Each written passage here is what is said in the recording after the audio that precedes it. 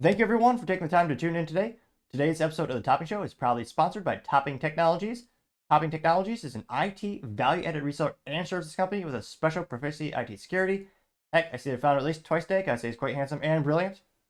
He's me, you see, that's the joke. If you're an IT leader or business owner, you can reach out to the team at sales@toppingtechnologies.com. Also, trying to get to 4,000 subscribers by the end of the month. So if you can click that button and tell your friends, I would greatly appreciate it. Now, going over to the business part of the podcast, you have Louis Vuitton getting a sponsorship with F1, one of the most viral sports the past couple of years. Now, this comes to us thanks to CNN Business, which somehow statistically is still in business. I perhaps account for probably 18% of their network traffic. I'm only partially exaggerating. Now, this is also reposted from CNN Business by Reuters. And there you see some of those awesome F1 vehicles. They say, quote, Louis Vuitton owner clinches a 10-year sponsorship deal for Formula One.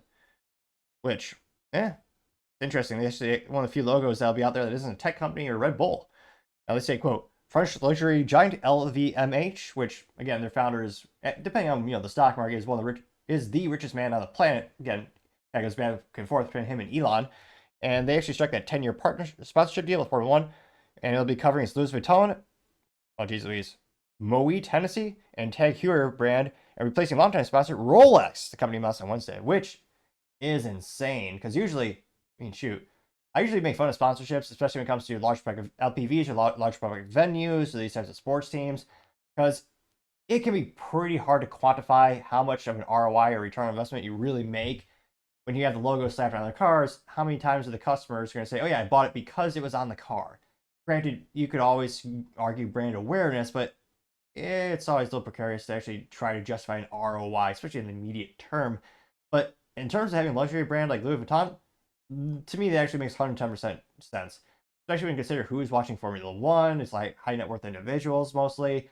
That's why, I mean, and a lot of tech executives, is the reason why pretty much every technology company or any enterprise technology company, pretty much all of them have some type of sponsorship deal with an F1 team, even if it's just a small logo on a car, or all the way up to Hewlett Packard Enterprise sponsoring a whole car with Mercedes.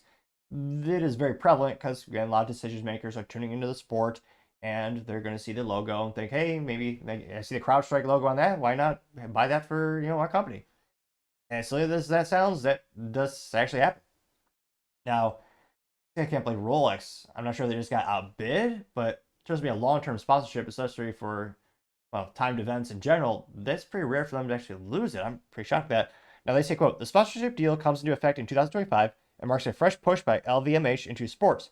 The company, headed by the richest man, Bernard Arnault, paid some 166 million to be a premium sponsor of the Paris Olympics. It was great for all 25 people who watched that. I kid, I know a couple people tuned in. They say high-end Swiss watchmaker Rolex has been a partner of Formula One since 2013, which I don't know why I thought it was longer than that, but it makes sense when you look at the time frames. They sound about 10-year contracts.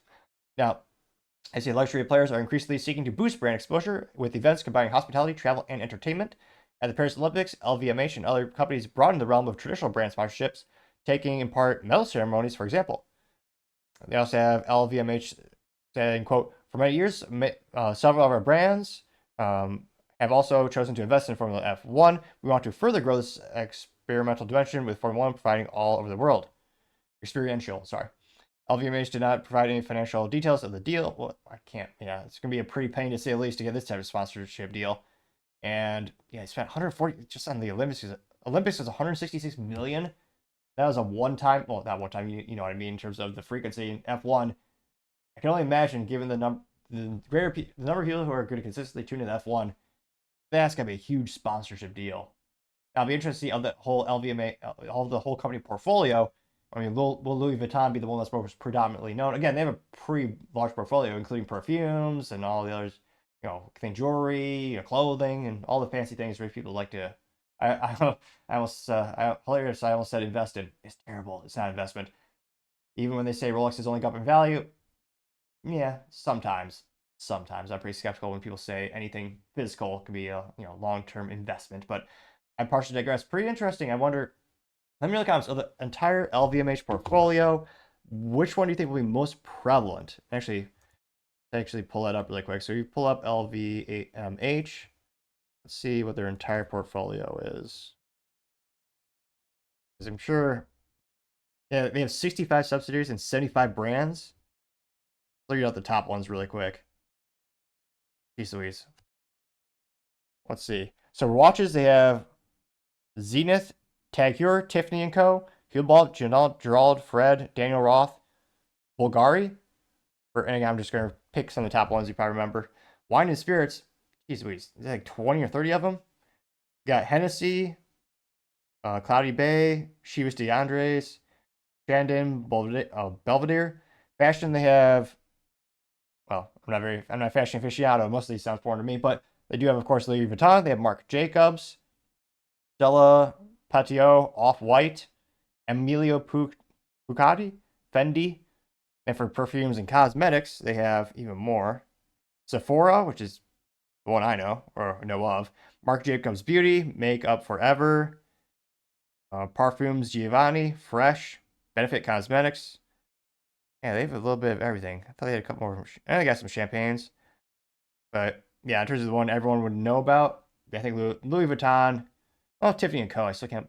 It's kind of sad it's not an American company anymore. It has been for 100 years plus.